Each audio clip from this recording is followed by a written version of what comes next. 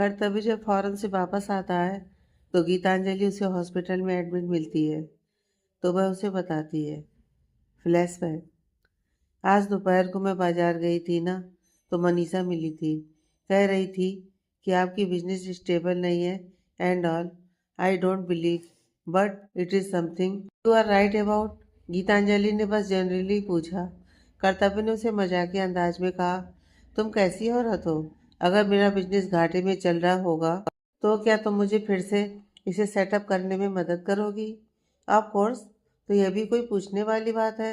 मुझे बिजनेस के बारे में थोड़ी बहुत नॉलेज है, लेकिन अगर आप मुझे गाइड करेंगे और कुछ भी आपके बताने के अकॉर्डिंग आता है तो मैं ज़रूर आपकी मदद करूँगी। बस इतना ही मुझे सपोर्ट चाहिए मेरी जान। बाकी आपकी जान सब संभाल लेंगे। आप परेशान मत हो। तुम मेरे लिए मेरा लकी चार्म हो। मैंने कभी नहीं सोचा कि तुम मेरे लिए कभी भी अनलकी हो सकती हो। हाँ, बट मैं लेडीज़ को अच्छा नहीं मानता। बट तुम्हारे मामले में ऐसा बिल्कुल नहीं है, क्योंकि तुम तो मेरी जान हो। कर्तव्य ने प्यार से उसे पुचकारा। आई लव यू कर्तव्य जी। गीतांजलि को कर्तव्य के मुंह से यह सुनकर बेहद खुशी हुई थी कि कर्तव्य उसे बाकियों की तरह मनहूस नहीं बोलता। कर्तव्य शरारत से मुस्कुराया। हाय, अब जान में जान आई। अब क्या करें जब ये दिल आपके प्यार का मोहताज है? कर्तव्य ने गीतांजलि को परेशान करते हुए यह चीजी लाइन बोली। एक सेकंड के अंदर गीतांजलि का चेहरा गुलाबी रंगत ले आया। और यह गुलाबी रंग है ना, यह आपको हमारा कातिल बना देगा एक दिन। कर्तव्य अपनी शरारत से बाज नहीं आ रहा था। कर्तव्य जी, मत देखिए हमें ऐसे। गीतांजलि अपना चेहरा छुपाते हुए बोली। हम तो हमारी जान को ऐसे ही देखते रहेंगे। कर्तव्य जी, प्लीज मत देखिए ना। गीतांजलि ने उसके चेहरे पर पिलो रखते हुए कहा। गीतांजलि जी, ऐसे ही देखने दीजिए ना। कर्तव्य भी उसकी कॉपी करते हुए बोला। गीतांजलि ने अब गुस्से में आकर एक पिलो उठाकर उसके चेहरे पर फेंक दिया। अब नहीं देखेंगे। वह हल्का सा मुस्कुराई। अगर मैं अपनी बीवी को नहीं देखूंगा तो तुम भी अपने पति को नहीं देखोगी। वह अपनी बड़ी सी हथेली से उसका चेहरा ढकते हुए बोला। लेकिन उसकी उंगलियों के बीच से गीतांजलि की आंखें चमक रही थीं। कर्तव्य उसे चिढ़ाते हुए, उंगलियों के बीच से छुप छुप कर मत देखना अपने हैंडसम पति को। उसकी बात सुनकर गीतांजलि शर्मा गई और उसने अपनी पीठ दूसरी तरफ मोड़ ली। कर्तव्य ने अपनी लंबी उंगलियां उसकी पतली सी बाजू पर फेरी। कर्तव्य जी, प्लीज हमें तंग मत कीजिए। अरे, अब तो मैंने कुछ कहा भी नहीं। कहा तो नहीं, पर जो कर रहे हैं वह भी मना है। यार, कौन होता है जो मुझे मना करेगा मेरी बीवी से प्यार करने से? मेरा पुराना आशिक। गीतांजलि शरारत से बोली। वही कर्तव्य जो उसके साथ शरारत कर रहा था, अचानक उसके हाथ वहीं रुक गए और चेहरा सख्त हो गया।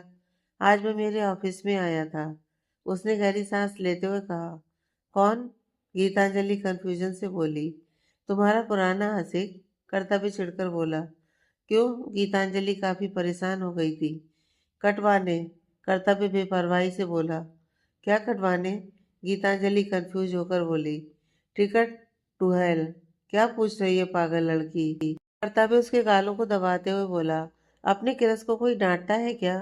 गीतांजलि अपनी मासूमियत भरे चेहरे से उससे शिकायत करते हुए बोली। किरस तो अभी लब बनकर बीवी बन चुकी है ना, तो अभी सिर्फ डांटना नहीं, काटना भी चाहिए। कर्तव्य उसकी नेक के थोड़ी ऊपर हल्के से वाइट करते हुए बोला। गीतांजलि के अंदर सनसनी सी फैल गई। वो कराते हुए अपनी धड़कनें कंट्रोल करने की कोशिश करने लगी और उसने कर्तव्य को एक तरफ धकेल दिया और जल्दी से बेड से उतर गई। कोई चीटिंग नहीं, गीतांजलि ने सख्त होने का दिखावा किया। कर्तव्य उसे घूरता रहा, लेकिन उसके पास नहीं आया। इसमें गीतांजलि उलझन में पड़ गई। एक लंबी सांस लेते हुए कर्तव्य ने ब्लैंकेट समेत बेड से उठा और उसे जमीन पर बिछा दिया। ये क्या कर रहे हैं आप? गीतांजलि कंफ्यूजन से बोली। कर्तव्य ने कोई जवाब नहीं दिया, बल्कि उसे अपनी बाहों में उठा लिया और उसे ब्लैंकेट के एक छोर पर लिटाकर गोल गोल घुमाने लगा। मैं भी देखता हूँ कि मुझे तुम्हें छूने से, तुम्हें प्यार करने से कौन रोकेगा। खा जाऊंगा आज तुम्हें गीत। कर्तव्य काफी डोमेस्टिक वॉइस में बोला। गीतांजलि की धड़कन बढ़ गई, लेकिन चेहरे पर हंसी भी थी। कर्तव्य ने गीतांजलि को रोल कर दिया और उठाकर सावधानी से बेड पर लिटा दिया और उसके होठों को चूमते हुए बोला। अब मैं जो चाहूंगा वह करूंगा। फिर उसके होठों को चूमा और कहा, जब भी, जहां भी, जैसे भी चाहें जैसे भी चाहूँ। गीतांजलि ने प्यार से खरगोश की तरह अपना सिर हिलाया। कर्तव्य ने उसको अपने गले से लगा लिया और उससे लिपटकर उसे अपने पूरे दिन में जो हुआ वह सुनाता रहा। वही गीतांजलि भी उसके हैंडसम चेहरे को देखकर उसकी सारी बातें सुनती रही। अगली सुबह कर्तव्य ने उसके नेक कंधे को, जिस पर बाइट का निशान बना हुआ था, उसे छुआ और पिछली रात को याद किया। उसके चेहरे पर दिलकश मुस्कुराहट थी। गुड मॉर्निंग, गीतांजलि ने धीरे से कहा कि तभी कर्तव्य आगे झुका और उसकी कनपट्टी पर चूम लिया। क्या हुआ? कल मैं ज्यादा ही रूड था क्या? तुम बहुत थकी हुई लग रही हो। उसने उसका दर्द को कम करने के लिए हल्के हल्के मसाज करते हुए पूछा। गीतांजलि शिकायत करते हुए कहा, पता नहीं आजकल मुझे इतनी थकान क्यों हो रही है, और कुछ ना करने पर भी मैं जल्दी थक जाती हूँ। इसलिए मैं तुम्हें खाने के लिए कहता हूँ। मैं तो खाती ही हूँ, गीतांजलि जल्दी से बोली। हेल्दी खाना है, जंक फूड नहीं। कर्तव्य ने उसकी नाक चूमी और प्यार से कहा। हूँ। गीतांजलि बिल्ली की तरह गुर्राई और एक बार फिर कर्तव्य के गले से लिपट गई। मैं तुम्हें कुछ दिखाना चाहता हूँ। कर्तव्य ने उसकी कमर पर हल्के हाथों से मालिश करते हुए कहा। क्या? कर्तव्य बेड से टिक कर बैठ गया। वहीं गीतांजलि भी उसकी गोद में आकर बैठ गई। उसने इस वक्त कर्तव्य की टी शर्ट पहन रखी थी। कर्तव्य ने न्यूज़पेपर का पहला पेपर उसे दिखाते हुए कहा, जिसमें बिजनेस में सफलता पाने के लिए बेस्ट अवार्ड के लिए कर्तव्य का नाम भी दिया हुआ था। सचमुच? यह देखकर गीतांजलि की आंखें चौड़ी हो गईं। उसने जल्दी से न्यूज़पेपर अपने हाथ में लिया और एक बार फिर उनको पढ़ने लगी। उसमें और भी काफ़ी बिजनेसमैन के नाम थे। याद है जब मैं पहली बार तुम्हें ऑफिस ले गया, तब मैंने तुम्हें अपने कुछ ड्रीम प्रोजेक्ट के बारे में बता रहा था? कर्तव्य ने पूछा। गीतांजलि को जैसे ही वह दिन याद आया, उसने जल्दी से अपनी गर्दन हिलाई। ये उन्हीं ड्रीम प्रोजेक्ट की सफलता के बारे में है। गीतांजलि जल्दी से कर्तव्य के गले लग गई। उसका चेहरा इस वक्त खुशी से चमक रहा था। उसकी मुस्कुराहट उसके पति के लिए उसके गर्व का प्रमाण थी। क्या तुमको लगता है कि मुझे अवार्ड मिलेगा? कर्तव्य उसके सिल्की बालों को अपनी उंगली में लपेटते हुए पूछने लगा। मुझे बस इतना पता है कि आपको अवार्ड जरूर मिलने वाला है। इतना यकीन कैसे हो गया? कर्तव्य ने हैरानी से पूछा। तो गीतांजलि ने कंधे उचका दिए। अगर आपको यकीन नहीं है तो चलो एक बैट लगाते हैं। मिस्टर सीईओ, अगर आपको अवार्ड मिलता है तो आपको मेरी एक इच्छा पूरी करनी होगी, और अगर आपको अवार्ड नहीं मिला तो वैसे तो मुझे पता मिलेगा ही, लेकिन फिर भी आप मुझसे कुछ भी मांग सकते हैं। मंजूर है? कर्तव्य ने उसके होठों को गहराई से चूमा और डन कहा। आ जाओ, फ्रेश हो जाओ, मैं तुम्हारे लिए नाश्ता बनाऊंगा। कर्तव्य ने प्यार से उसे पुचकारते हुए कहा। आप क्यों खाना बनाएंगे? गीतांजलि अपनी बहुओं से कोरते हुए बोली। क्योंकि मैं देख सकता हूँ कि आपने महाराज जी पर अपना जादू कर दिया है, जो आपकी इच्छा अनुसार सभी जंक फूड बना रहे हैं। इसलिए आज आपको कुछ हेल्दी मिलेगा, लेकिन हम नीचे नहीं जा रहे हैं। मैं इसी चैम्बर किचन में ही बनाऊंगा। क्या यह ठीक रहेगा? मुझे कोई प्रॉब्लम नहीं है, लेकिन पहले ये देख लें कि वहाँ स्टॉक पूरा है भी या नहीं, क्योंकि मैंने कई दिनों से उसका इस्तेमाल नहीं किया। गीतांजलि ने कहा और वॉशरूम की तरफ बढ़ गई। वहीं कर्तव्य एक विशाल रूम के कोने में बनी छोटी सी रसोई की तरफ बढ़ गया। कुछ देर बाद कर्तव्य उबले हुए अंडे फोड़ रहा था। तभी उसे सीटी की आवाज़ सुनाई दी। मैं पीछे मुड़ा तो देखा गीतांजलि हाथ में पेन का ढक्कन लिए मुस्कुरा रही है। कर्तव्य दोबारा अपना काम करने लगा और वैसे ही बोला, अब इस कैब के साथ क्या कर रही हो? गीतांजलि ने शरारत से कहा, मुझे सीटी बजाना नहीं आता, इसलिए सोचा कि कैब की सीटी बजाकर आपकी इस मस्कुलर बॉडी की तारीफ करूं। स्टॉप गीत। और यह कौन है जो मुझे रोकेगा? क्या मेरे गुस्सैल हस्बैंड? गीतांजलि की बात पर कर्तव्य मुस्कुराया और उसे ब्रेकफास्ट सर्व करने लगा। क्या कर्तव्य जी? गीतांजलि ने उबली हुई वेजिटेबल को देखकर गंदा सा मुंह बनाया। कोई नखरे मत करो स्वीटी, अगर तुम्हें शाम को गोलगप्पे खाने हैं तो तुम्हें यह सब खाना पड़ेगा।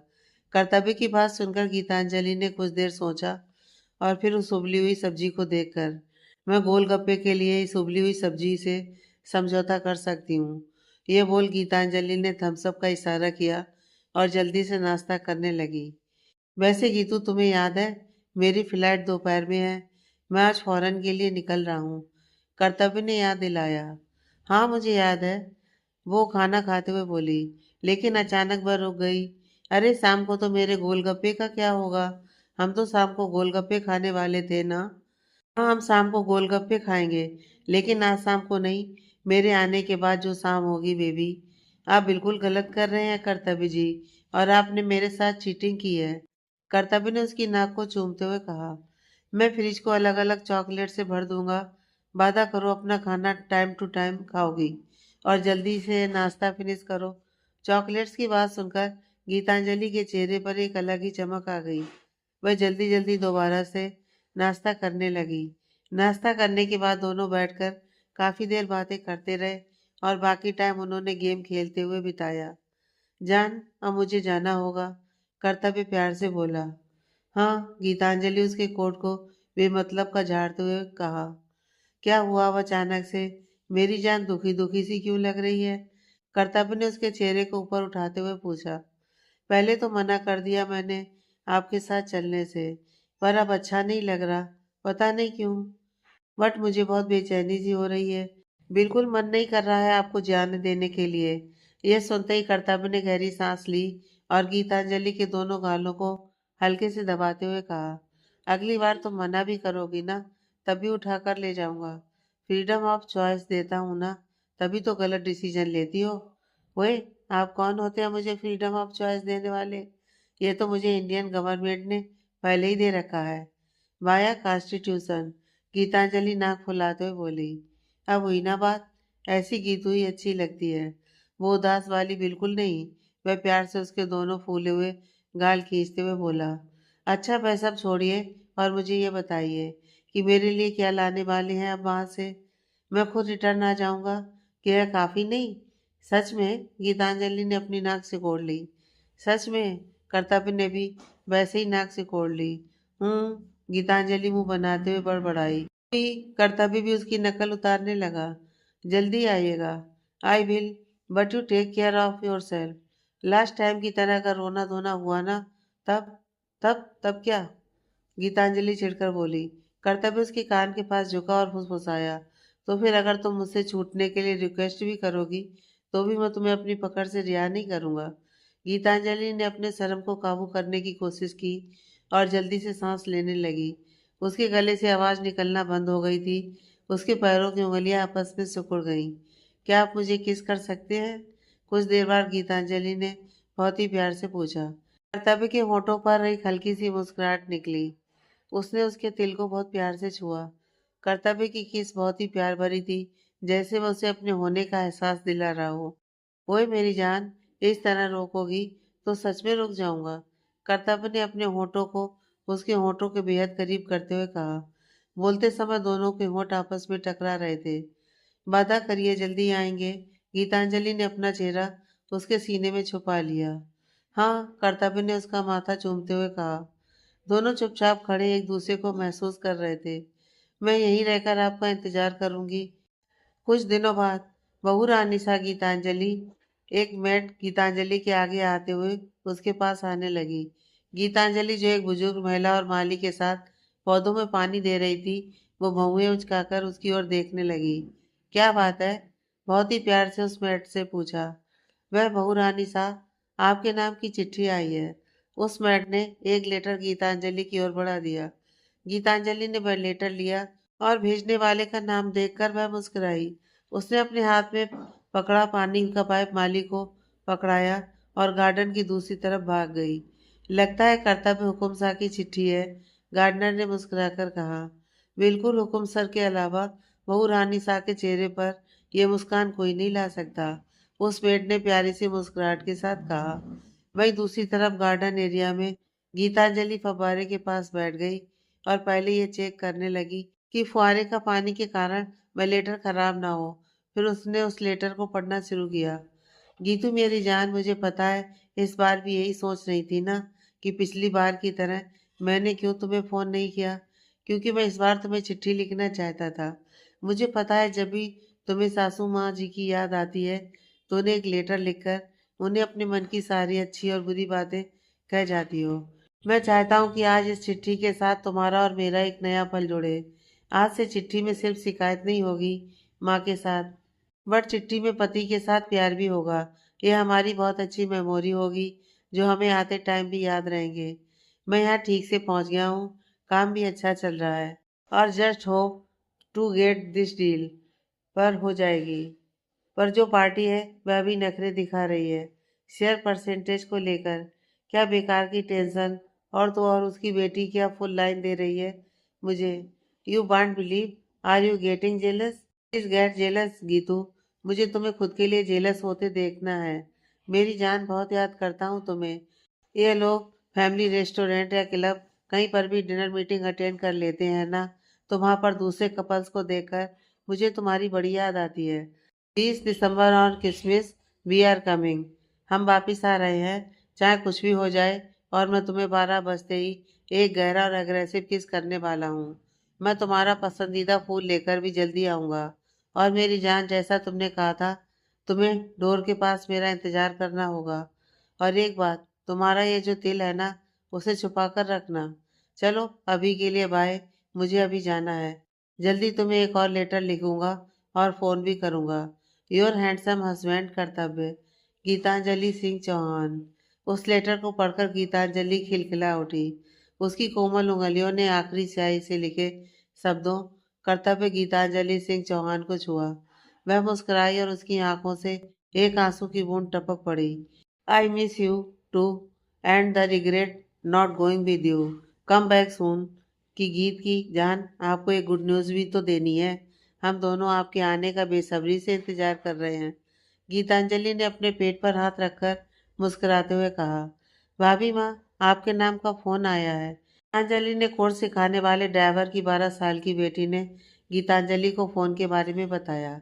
गीतांजलि ने मुस्कुराते हुए सोचा कि शायद कर्तव्य ने ही उसे कॉल की है। गीतांजलि ने उस लेटर को बहुत प्यार से मोड़ा और एक टॉवल में लपेट कर ले जाने लगी। वही टॉवल जिससे कुछ देर पहले वह अपने बाल सुखा रही थी। वह तेजी से हॉल में रखे फ़ोन की ओर दौड़ी। गीतांजलि ने उस लड़की से फ़ोन लिया और हेलो कहा। हेलो गीतांजलि जी, गीतांजलि बोल रही हूँ। मैं दामिनी बोल रही हूँ। गीतांजलि दामिनी नाम सुनकर एक पल के लिए रुक गई। सुबह से उसके होठों पर जो मुस्कुराहट थी अब गायब हो चुकी थी, क्योंकि उसने दामिनी से कभी फ़ोन पर बात नहीं की थी, इसलिए वह उसकी आवाज़ नहीं पहचान पाई। जी बड़ी बहू रानी सा, खंबा घड़ी, कहिए कैसे कॉल करना हुआ? गीतांजलि ने नरम आवाज़ में कहा। गीतांजलि, मैं तुम्हें कभी कॉल नहीं करती, पर तुम्हारे बाबा साहब की तबीयत ठीक नहीं है। 8 दिन हो गए हैं, पर बुखार उतर नहीं रहा। तुमसे मिलना चाहते हैं, नींद में भी तुम्हारा नाम लेते रहते हैं। अगर तुम चाहो तो आकर एक बारी मिल लेना। डॉक्टर ने उनके ना बचने के बारे में कहा है। इतना कहकर उसने कॉल कट कर दिया। गीतांजलि ने एक लंबी सांस ली। उसके हाथों के रेंगटे खड़े हो चुके थे।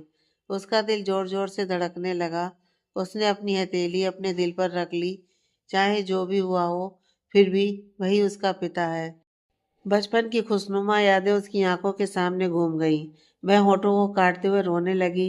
उसे समझ में नहीं आ रहा था कि क्या करे। वह तेजी से घर के बाहर भागी। मोहित भाई साहब, मोहित भाई साहब, जल्दी से गाड़ी निकालिए। गीतांजलि ने ड्राइवर मोहित को जल्दी से पार्किंग एरिया से निकलने को कहा। क्या बात है गीतांजलि बेटी, इतनी परेशान क्यों हो? रामू काका ने उसे इतना परेशान देखकर पूछा। मैं कुछ दिनों के लिए घर जा रही हूँ, आप यहाँ प्लीज सब सामान देख लेना। वो सिर्फ इतना ही बोल पाई और वह बिना एक पल गंवाए कार में बैठ गई। ड्राइवर ने तेजी से कार भगाई। हे भगवान, जल्दी जल्दी में मैं अपना फोन लाना ही भूल गई। गीतांजलि अपने लाल हो चुके चेहरे को सहलाते हुए बोली। मोहित भाई साहब, आपके पास फोन होगा? उसने आगे बैठे ड्राइवर से उसका फोन मांगा। जी भाभी जी। ड्राइवर ने अपना फोन उसे दे दिया। गीतांजलि ने कर्तव्य का नंबर डायल किया, लेकिन वह पहुंच से बाहर था। उसने बाहर देखा तो वे चौधरी बिला पहुंचने ही वाले थे। उसने चौधरी बिला जाने की बात किसी को नहीं बताई थी। उसने गुस्से और घबराहट में युवराज का नंबर डायल किया। प्लीज कॉल उठाइए, प्लीज, उसने अपनी उंगलियां क्रॉस करते हुए कहा। हेलो युवराज, दूसरी तरफ से आवाज आई। युवराज, मैं गीतांजलि बोल रही हूँ। भाभी माँ, आप? ये तो मोहित भाई साहब का नंबर है। युवराज हैरानी से बोला। हाँ युवराज, एक्चुअल में पापा की तबीयत खराब हो गई है, इसलिए मैं उनसे मिलने जा रही हूँ। ऑलमोस्ट पहुँच ही गई हूँ, पर मैंने तुम्हारे भाई साहब को इन्फॉर्म नहीं किया। कॉल किया था मैंने, पर आउट ऑफ रीच बता रहा है, और मैं अपना फ़ोन भी घर पर भूल आई हूँ। क्या तुम एक बार उन्हें बता दोगे मेरे जैसलमेर में नहीं होने का रीज़न? प्लीज़। गीतांजलि एक ही सांस में सारी बात बोल गई। भाभी माँ रिलैक्स, आपके पापा को कुछ नहीं होगा, और आप प्लीज़ मत कहिए, मैं भाई साहब को बता दूंगा। Thank you. अच्छा, मैं रखती हूँ, मैं पहुँच गई, गीतांजलि ने कहा और कॉल डिस्कनेक्ट कर दी। वहीं चौहान हवेली में गीतांजलि से बात करने के तुरंत बाद ही युवराज ने कर्तव्य का नंबर डायल करना शुरू कर दिया, लेकिन उधर से फ़ोन पिक नहीं हो रहा था। अहिल्या ने युवराज को परेशान देखकर पूछा, क्या बात है? कुछ नहीं, भाभी माँ बहुत परेशान है। उनके पापा की तबीयत खराब हो गई है, इसलिए भाभी माँ जैसलमेर से चौधरी बिला जा रही हैं। पर भाई साहब तो यहाँ है नहीं, इसलिए भाभी माँ ने मुझे उन्हें बताने के लिए कहा है, युवराज ने कहा। वह एक बार फिर नंबर डायल करने ही वाला था कि अहिल्या ने उसके हाथ से फ़ोन ले लिया। क्या हुआ मॉम? युवराज अपनी माँ के ऐसे बिहेवियर से बेहद गुस्से से चिल्लाया। What's wrong with you? क्या कर रहे हो? वह दोनों इस घर से चले गए हैं, पर तेरे ऊपर हुक्म करना बंद नहीं किया अभी तक। वह खुद भी तो फ़ोन कर सकती है उसे, पर नहीं, तू करे, क्योंकि सर्वेंट जो है तू उनका। तेरे को फ़ोन करने को बोल दिया उसने, अहिल्या गुस्से से बोली। मॉम, भाभी माँ फ़ोन ले जाना भूल गई थी, युवराज हल्के गुस्से से बोला। अहिल्या उसे डांटते हुए बोली, तो गीतांजलि की हरकतों का जस्टिफिकेशन मत दे। तुझे तो जागीर समझ रखा है दोनों ने, और तू भी उनकी सारी बात वर्ड टू वर्ड मानने के लिए रेडी रहता है। मैंने बहुत मुश्किल से तुझे एम्पायर दिया है, तू इसके काबिल बन, हार्ड वर्क कर, और इस एम्पायर को पूरी तरह अपने नाम कर। कहते हुए वह उसका मोबाइल लेकर अपने साथ रूम से बाहर निकल गई। मॉम, मेरा फ़ोन तो वापस करते जाइए। Are you out of your mind? Mom, I don't understand, what is the matter with you? अब मैं कैसे भाई साहब को इन्फॉर्म करूंगा? मुझे तो उनका इंटरनेशनल नंबर भी याद नहीं है। युवराज अपने माथे पर हाथ रखते हुए बड़बड़ाया। चौधरी बिला में गीतांजलि कार से उतरी और ड्राइवर को जाने को कहा। वह जल्दी से बिला के अंदर पहुंची और सीधा राघवेंद्र के रूम की तरफ भागी। कहाँ चली जा रही है महारानी की सवारी? तभी दामिनी उसके रास्ते के बीच आते हुए बोली, वह वह बहू रानी सा, बाबा साहब से मिलने जा रही हूँ, एक बारी उनको देख लेती। सो रहे हैं वह, शांति से, दामिनी ने अकड़ के साथ कहा। कोई बात नहीं बहू रानी साहब, मैं बाबा साहब को दूर से देख लूंगी, उनकी नींद डिस्टर्ब नहीं करूंगी। बिल्कुल सिस्टर, तुम्हें उनकी नींद खराब करने का मौका मिलेगा तो तुम खराब करोगी ना। वैसे भी बाबा साहब तो नॉर्मल सो रहे हैं, उन्हें क्यों देखोगी तुम, और इतनी घबराई हुई सी क्यों हो? कोई बुरा सपना देख लिया क्या? मनीषा टेढ़ा हंसते हुए बोली। क्या मतलब है? बहू रानी साहब ने कॉल किया था कि बाबा साहब को बुखार है, और मैंने उन्हें कॉल भी किया था, पर उन्होंने कॉल नहीं उठाया। छी छी, क्या बहन, तू इतनी सिंपल सी ट्रैप में फंस गई? इस जालिम दुनिया के लिए तू बहुत ही ज्यादा भोली और भावुक है। मनीषा ने उसका मजाक बनाया। उसके चेहरे पर खतरनाक भाव देखकर गीतांजलि एक पल के लिए कांप गई। उसका दिमाग चीख रहा था कि उसे अभी इसी वक्त यहाँ से निकल जाना चाहिए और खुद को कर्तव्य की बाहों में छुपा लेना चाहिए। वह दरवाजे की ओर भागी, लेकिन तभी विक्रांत ने उसका रास्ता रोक लिया। इतनी भी क्या जल्दी है भागने की गीतांजलि? कहा था ना मैंने उस कमीने को छोड़कर मेरे पास चली आ। अगर आ जाती तो अभी तुम्हारे माथे पर जो पसीना है वह नहीं होता, और तुम्हें ऐसे भागना नहीं पड़ता। गीतांजलि डर के मारे पीछे हटती गई। उसे विक्रांत को देखकर बहुत ज्यादा अजीब महसूस हो रहा था। उसे उसके पास से निगेटिव एनर्जी मिल रही थी। उसके दिमाग में सिर्फ इस वक्त एक ही शब्द गूंज रहा था, कर्तव्य। मानो वह उसका नाम जप रही हो, अपने रक्षक का नाम जो इस वक्त उससे बहुत दूर है। वह जाने के लिए मुड़ी, लेकिन तभी उसकी निगाहें गुस्से से भरी ईशानी से टकरा गईं। मैंने भी तो बहुत बार कहा और समझाया कि कर्तव्य को छोड़कर चली जाओ। वह सिर्फ और सिर्फ मेरा है, और मैं हूं ना उसके लिए। पर नहीं, तुम्हें तो अच्छी बीवी बनना है, और अब तो तुम मुझे कर्तव्य से अलग करना चाहती थी ना। क्यों ना मैं तुम्हें उसकी जिंदगी से अलग कर दूं। ईशानी अकड़ से चलती हुई गीतांजलि के करीब आई। उसके चेहरे पर इस वक्त बेहद नफरत के भाव थे। मिट्टी मिट्टी है, अगर तुम मेरी नहीं हो सकती तो मैं तुम्हें किसी और का भी नहीं होने दूंगा। विक्रांत बेहद गुस्से से उसके करीब आते हुए बोला। गीतांजलि उन सभी को एक साथ देखकर बहुत ज्यादा घबरा गई। वह इस समय हर ओर से घिरी हुई थी जो उसे जान से मारने पर तुले थे, जिन्हें उसने अपनी पूरी जिंदगी में कभी चोट तक नहीं पहुंचाई। उसकी आंखों से आंसू तेजी से बह निकले। उसे कर्तव्य की बहुत याद आ रही थी। हंस मेरी जान, डोंट क्राई। अभी तो मैंने कुछ किया ही नहीं है। विक्रांत उसके नजदीक आकर उसे साइड से अपने गले लगाते हुए उस पर अपनी पकड़ मजबूत करते हुए बोला, हाँ मेरी जान। सुनकर गीतांजलि को झटका सा लगा। उसने जल्दी से उसका हाथ झटक दिया। क्या हुआ? यही बुलाता है ना कर्तव्य तुम्हें अपनी जान कहकर। पर तुम्हें क्या मालूम कि यह सुनकर मेरी जान कितनी जलती है। जब से होश संभाला है उसी को चाहा है। इतने साल की लगन और प्यार इंतजार में मैं तुम्हें छीनने नहीं दूंगी। ईशानी बेहद नफरत से बोली। अरे इसकी तो आदत है छीनने की। कोई भी चीज को ये कुछ भी करके छीन ही लेती है। मनीषा अपनी नफरत भरी निगाहों से गीतांजलि को देखकर बोली। तो फिर क्यों ना गीतांजलि से भी कुछ छीन लिया जाए। दामिनी एक घटिया हंसी के साथ बोली। चारों से घेरे खड़े थे। गीतांजलि डर के मारे सहम गई। बचपन की यादें उसके दिमाग में, माँ की मौत से लेकर हर जीवन में उसके लिए एक बड़ा झटका। हर एक घटना उसकी आंखों के सामने घूम गई। उसके शब्द बेतुके हो गए क्योंकि उनकी कुछ बातें उसके दिमाग पर गहरा असर कर रही थी। विक्रांत उसके लंबे बालों को अपनी मुट्ठी में भींचते हुए बोला, क्या बाल है तुम्हारे गीतांजलि। हवा में ऐसे लहराते हैं कि मेरा मन मोह लेते हैं। वह उसके बालों पर अपनी पकड़ हल्के से कसते हुए बोला। गीतांजलि ने विक्रांत के हाथ से अपने बाल खींचे और जैसे ही कुछ बोलने वाली थी, अचानक एक जोरदार झटके से उसकी हरकत रुक गई। अचानक इतनी तेज कुछ हुआ, उसे समझ नहीं आया कि क्या करे। उसके लंबे रेशमी लहराते बाल अब उसके सर से अलग होकर दामिनी की हथेली पर थे। दामिनी ने उसकी कमर तक लंबे बालों को कंधे तक काटकर अपनी धमकी को सफलतापूर्वक अंजाम दिया था। उन्होंने उस तस्वीरों को याद करते हुए बताया, ईशानी ने युवराज को चिढ़ाने के लिए उसे उसके कटे बालों की फोटो भेजने के लिए कहा। मनीषा ने गीतांजलि को धक्का दिया और वह जमीन पर गिर गई। अचानक ही उसकी हथेली उसके पेट पर चली गई।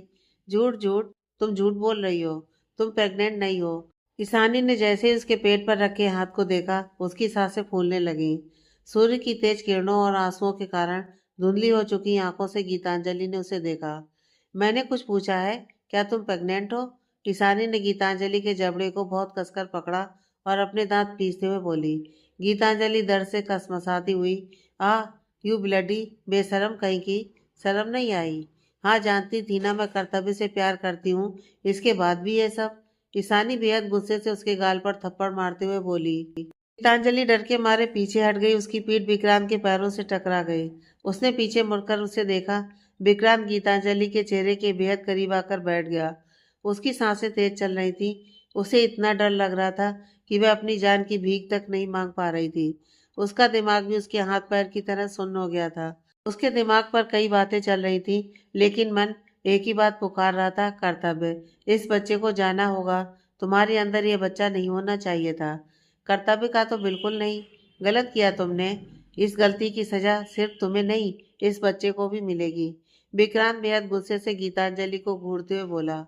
नहीं विक्रांत, प्लीज ऐसा मत करो, मुझे जाने दो। गीतांजलि ने उसके आगे हाथ जोड़ने की कोशिश की। वहीं विक्रांत ने उसके हाथों को कसकर पकड़ लिया। जब कई बार गीतांजलि ने उससे छूटने की कोशिश की, लेकिन खुद को छुड़ा नहीं पाई, तो उसने उसके हाथ पर काट लिया। विक्रांत दर्द से चिल्लाया। वहीं विक्रांत की पकड़ गीतांजलि के हाथ से हट गई। गीतांजलि तेजी से दूसरे रास्ते की ओर भागी। तभी मनीषा ने उसके बाल पकड़ लिए। गीतांजलि तेजी से मुड़ी। मनीषा की गर्दन पकड़कर उसे रोकने की कोशिश करने लगी। मनीषा की पकड़ अब ढीली हो चुकी थी। जब गीतांजलि भागने की सोच रही थी कि तभी दामिनी उसके सामने आकर खड़ी हो गई। गीतांजलि, ये क्या कर दिया तुमने? बचपन में एक बार गलती से तुमने मनीषा पर हाथ उठाया था, तो मैंने क्या किया था, याद है ना? गरम तवे पर तुम्हारा हाथ सेक दिया था, तो अब तुमने उसका गला दबाया है। उसके लिए मैं तुम्हारे हाथ को क्यों ना काट दूं? दामिनी बेहद घटिया तरीके से बोली और उसकी गर्दन पकड़ने लगी। गीतांजलि भागते हुए गार्डन की तरफ चली गई। बगीचे में पहुंचते ही दामिनी ने गीतांजलि को जमीन पर गिरा दिया और उसके हाथों पर गमला मारा। गुलाब के कांटे उसके कोमल हाथ में चुभ गए और उसके हाथों से तेजी से खून बहने लगा। हाँ, गीतांजलि जोर से कर्तव्य का नाम लेते हुए चिल्लाई। चुप, बिल्कुल चुप। दामिनी गुस्से से उसका चेहरा हाथों में दबाते हुए बोली। बहू रानी साहब, बहुत दर्द हो रहा है। गीतांजलि दर्द से तड़पते हुए बोली। अच्छा है, और दर्द होना भी चाहिए। मनीषा ये कहते हुए एक फ्लावर पॉट उसके पेट पर मारने ही वाली थी, तभी गीतांजलि ने मनीषा के दाहिने घुटने पर लात मारी, जिससे वह जमीन पर गिर पड़ी। गीतांजलि ने दामिनी के चेहरे पर मिट्टी फेंकी और तेजी से मेन गेट की तरफ भागी। गीतांजलि सीढ़ियों के पास पहुंची और नीचे उतरने ही वाली थी। ईशानी ने उसके साड़ी का ढीला सिरा पकड़ लिया। ईशानी, देखो, मुझे जाने दो, नहीं तो बहुत बुरा होगा, गीतांजलि उनकी तरफ से चिल्लाते हुए बोली। टास्क मानना पड़ेगा तुम्हें। पता नहीं कहाँ कहाँ से खून बह रहा है, पता नहीं कहाँ कहाँ स्क्रैचेस भर आए हैं, आंखों में आंसू तक नहीं रुक रहे। पर देखो मैडम साहिबा मुझे धमकी दे रही हैं। ये कहते हुए उसने गीतांजलि को जोर से धक्का दिया। गीतांजलि चीख पड़ी। उसकी धड़कनें बढ़ गईं और वह गिरने को थी, लेकिन वह गिर नहीं पड़ी।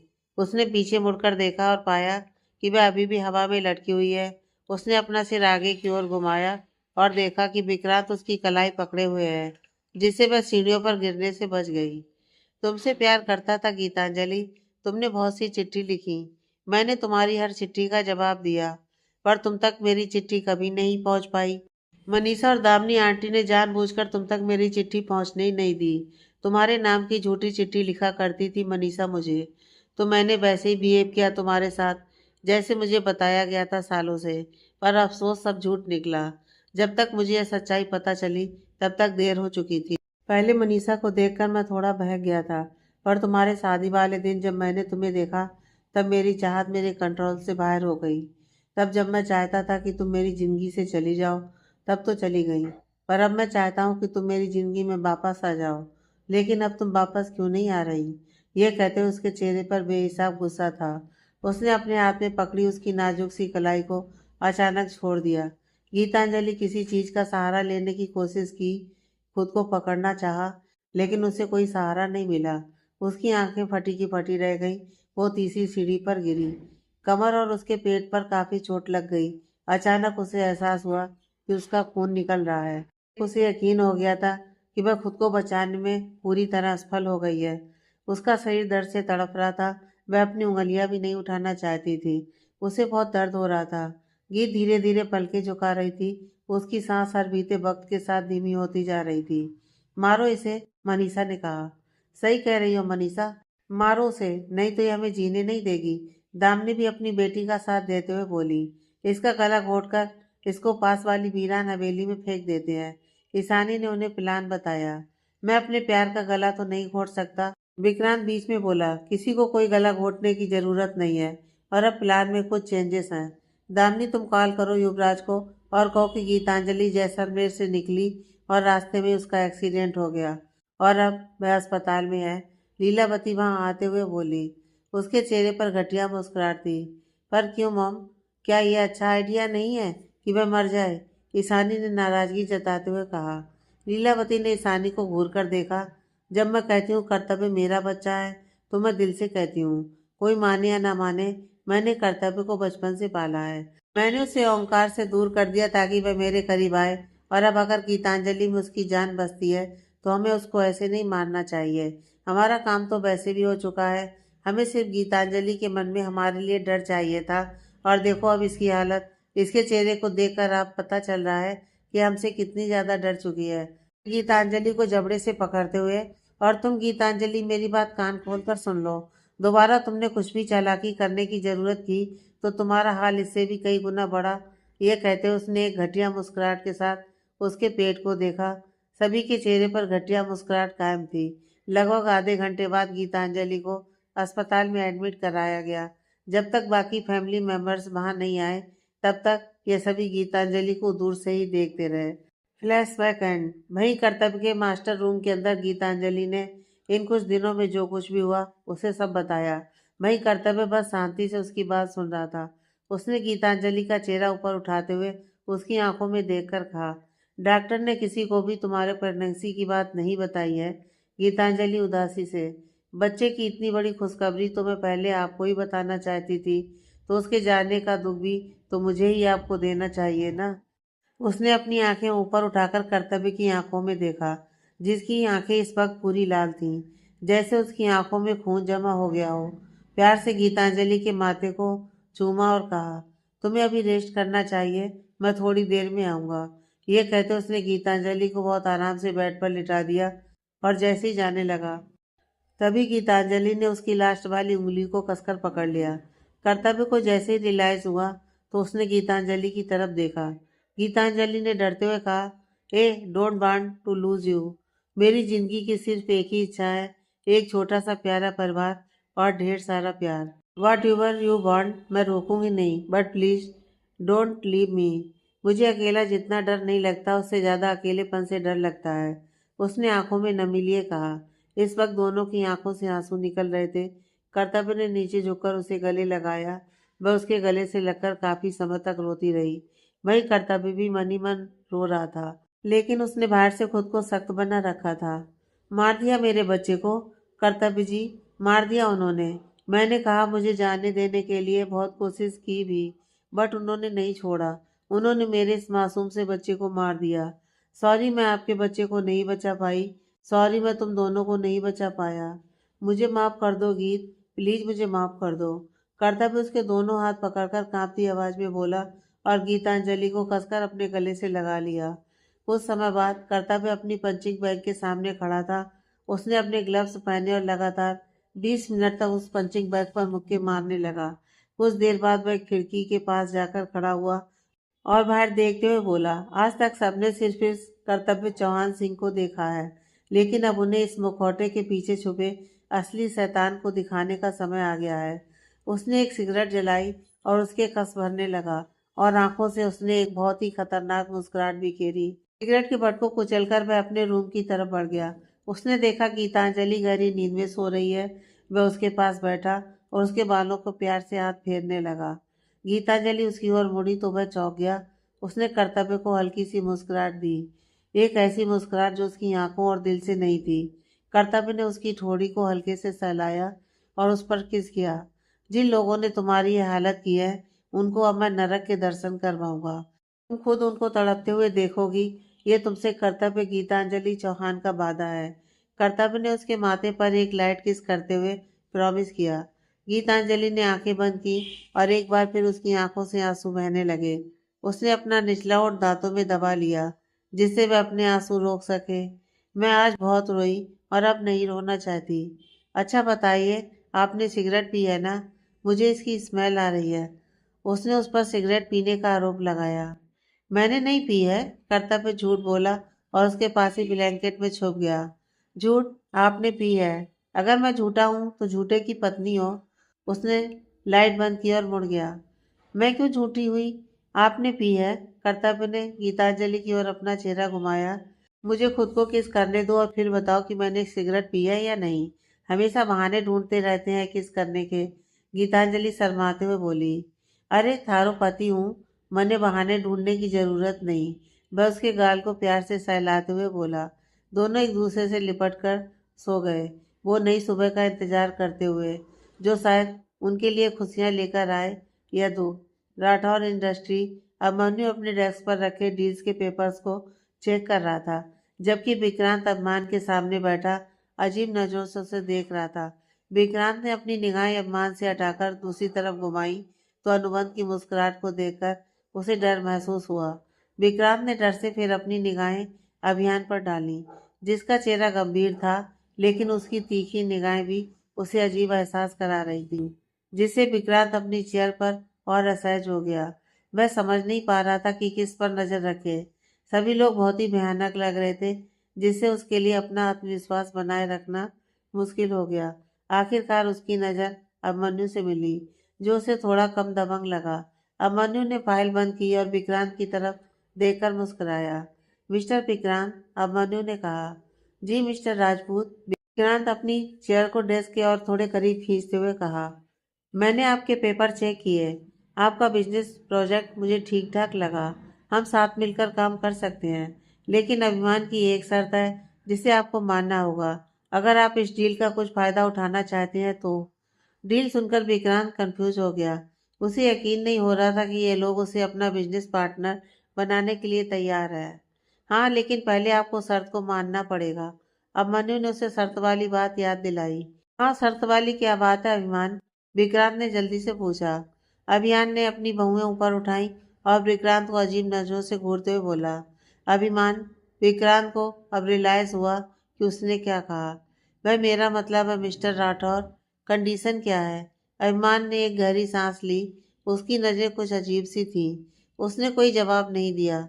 विक्रांत को समझने में कुछ सेकंड लगे, लेकिन आखिरकार उसे समझ आ गया कि अभिमान चुपचाप लेकिन उस अधिकारपूर्ण ढंग से माफी मंगवा रहा है।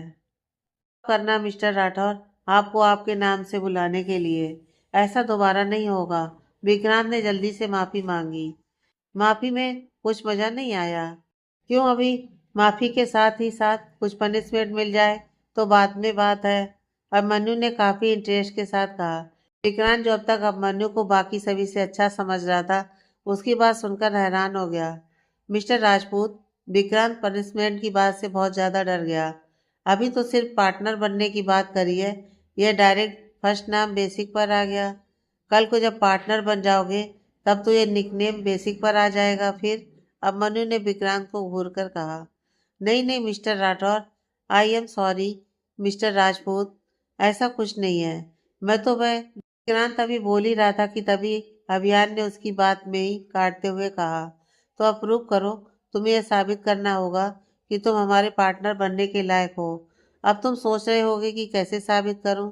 आसान है। तुम्हें बस हमारे किसी दूसरे बिजनेस पार्टनर के साथ एक बॉक्सिंग मैच में हिस्सा लेना होगा। ये मेरी शर्त है।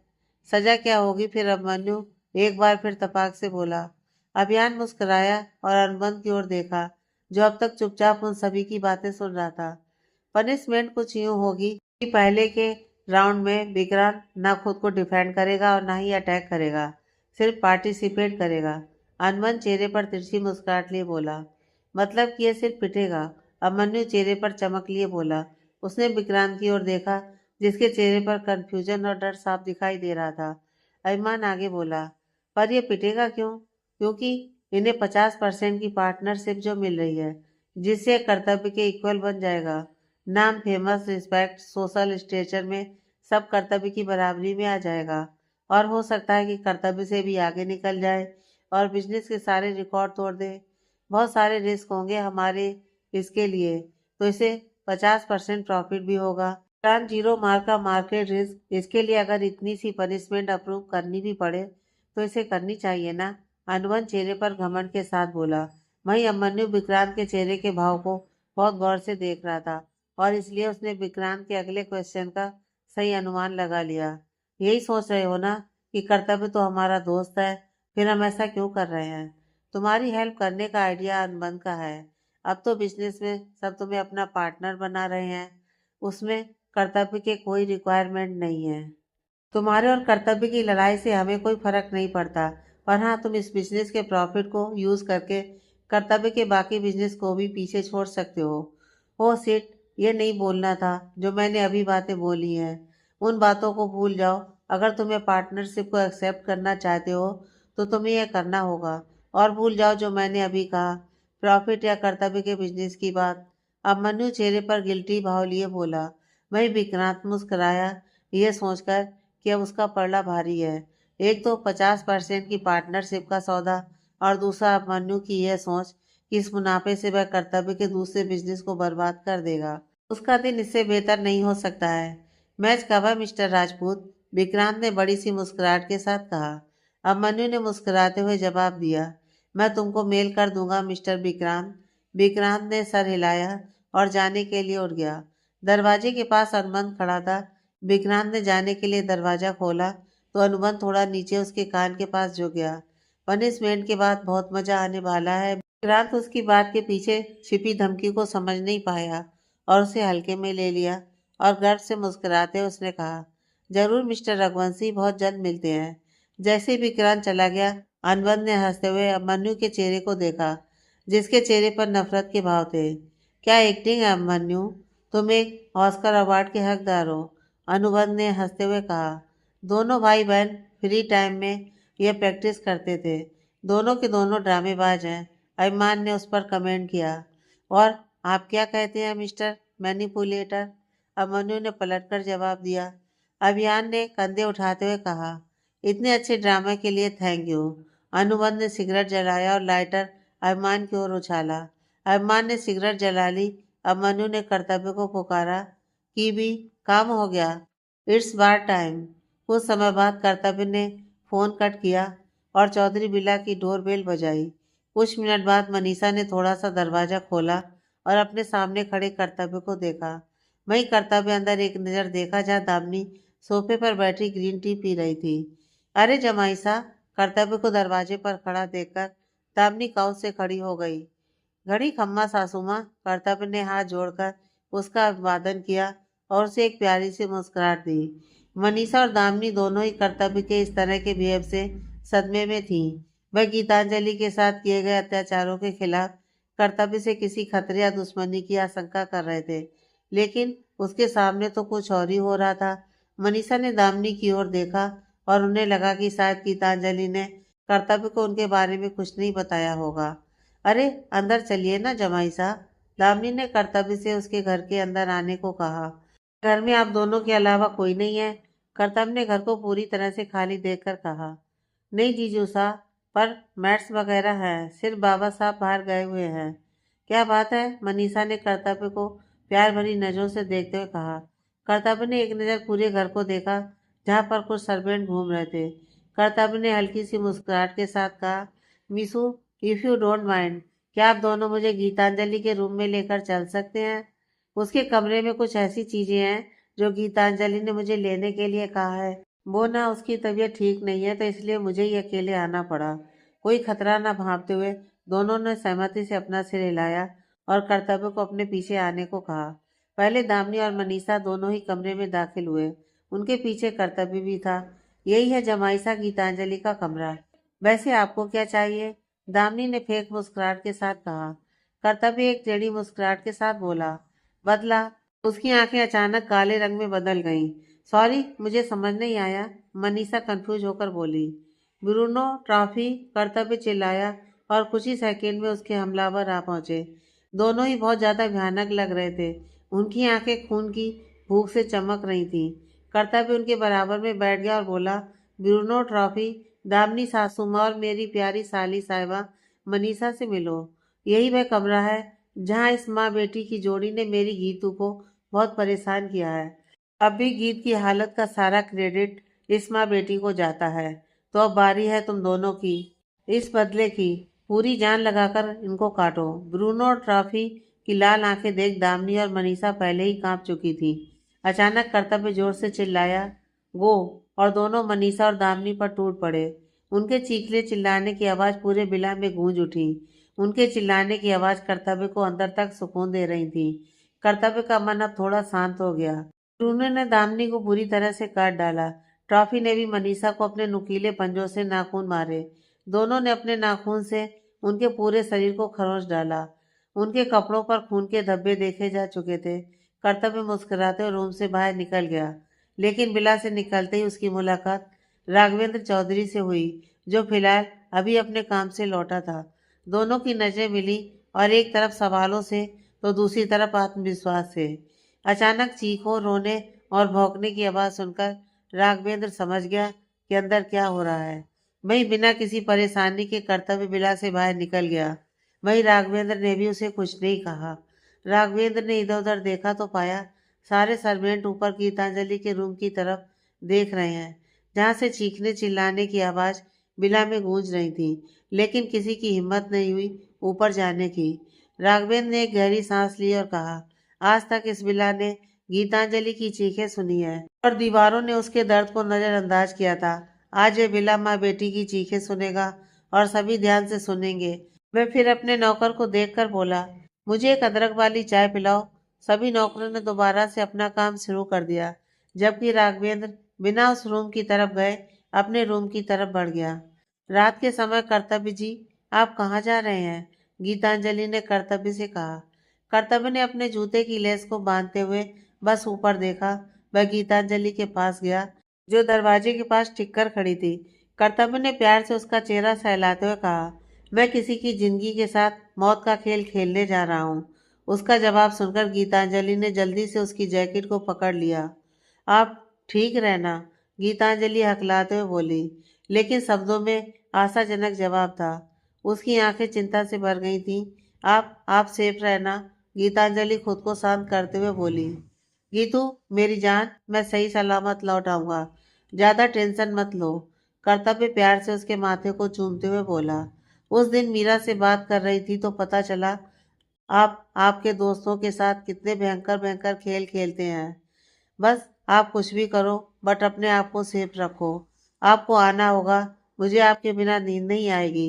बार बार तुम्हारे लिए आऊंगा मेरी जान। कर्तव्य जाने ही वाला था कि रास्ते में उसने मुड़कर गीतांजलि से पूछा, क्या तुम देखना चाहोगी कि मैं कैसे खेल खेलता हूँ?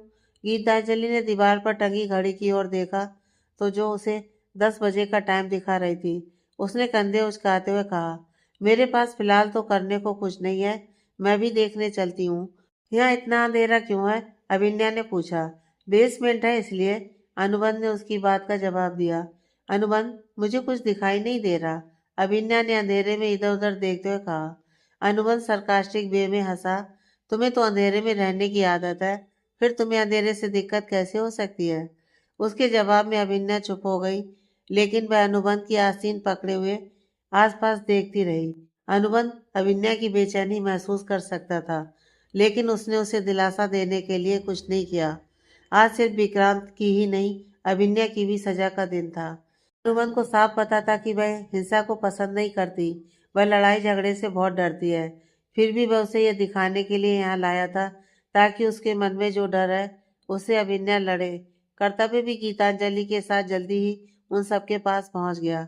अभिन्या को देखकर गीतांजलि कई दिनों बाद कर्तव्य के अलावा किसी और के लिए सच्चे मन से मुस्कुराई। तब ने गीतांजलि को अपने गले से अलग किया और अनुबंध और अभिन्या से मिलवाया।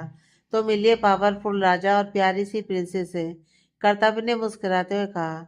इन्हें तो जानती हूँ मैं, गीतांजलि ने मुस्कुराकर अनुबंध और अभिन्या को देखते हुए कहा। जरूर जी, मुझे पता है कर्तव्य के बाद मैं ही तुम्हारा नेक्स्ट फेवरेट इंसान हूँ, अनुबंध ने गीतांजलि को चिढ़ाते हुए कहा। तुम दोनों की मुलाकात कैसे और कब हुई? कर्तव्य ने भौहें चढ़ाते हुए पूछा।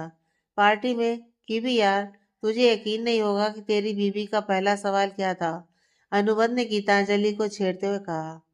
और वो क्या? कर्तव्य ने आंखें तरेड़ते हुए कहा। अनुबंध ने कहा, उसने पूछा कि मैं मूडी और चिड़चिड़ी हूँ और कैसे कर्तव्य से दोस्ती कर सकती हूँ। उसका कर्तव्य व्हाइट चॉकलेट है या ब्लैक चॉकलेट बॉय जैसा है। वैसे गीतांजलि, तुम्हें बता दूं, तुम्हारा यह चॉकलेटी बॉय बहुत ही ज्यादा कड़वा है। इसका नया रूप तुम अब देख लेना। अभिमान ने एक सिगरेट जलाकर कर्तव्य के हाथ में देते हुए कहा, जो उसके डेविल लुक को दर्शाता है। वहीं अभिमान गीतांजलि को देखकर मुस्कुराया, लेकिन जब उसकी नज़र अभिनया पर पड़ी तो उसकी मुस्कान गायब हो गई। गीतांजलि ने अभिमान की निगाहों का पीछा किया और पाया कि अभिनया गीतांजलि के बाएं कंधे पर रखी कर्तव्य की हथेली को लालसा से देख रही थी। अभिनया काफी देर से देख रही थी कि कैसे कर्तव्य गीतांजलि की कितनी केयर कर रहा है। गीतांजलि और कर्तव्य के अनकहे प्यार को देखकर अभिनया खोसी गई थी। दोनों के बीच का प्यार और केयर देख वो भी चाहती थी कि उसका अभय भी उसे अपने से चिपकाकर बार बार उसके माथे को चूमे। वह भी उसे हक से महसूस करना चाहती थी, जो अभी उसके प्रति महसूस करता है। चलो अंदर चलते हैं, अनुबंध गीतांजलि को अपने साथ अंदर की तरफ लेकर बढ़ गया। कर्तव्य ने एक आह भरी और अभिनया को हल्की सी मुस्कुराहट के साथ कहा, धैर्य रखो, वो तुमसे प्यार करता है और बहुत जल्द ठीक हो जाएगा। कर्तव्य ने उसे आश्वासन दिया। Come around for what? फिर इस हरामी की शक्ल देखनी पड़ेगी, अभिमान गुस्से से चिल्लाया। अभी स्टॉप इट, कर्तव्य ने कहा। नहीं कीवी, भले ही सच्चाई दुख देती है, लेकिन सच्चाई तो सच्चाई ही रहती है और मैं अपने शब्दों से किसी को सांत्वना नहीं दूंगा। इसने मेरे दोस्त को इतनी बेरहमी से चोट पहुंचाने के बारे में 2 बार भी नहीं सोचा, अभिमान ने जहर उगलते हुए कहा और वहां से चला गया।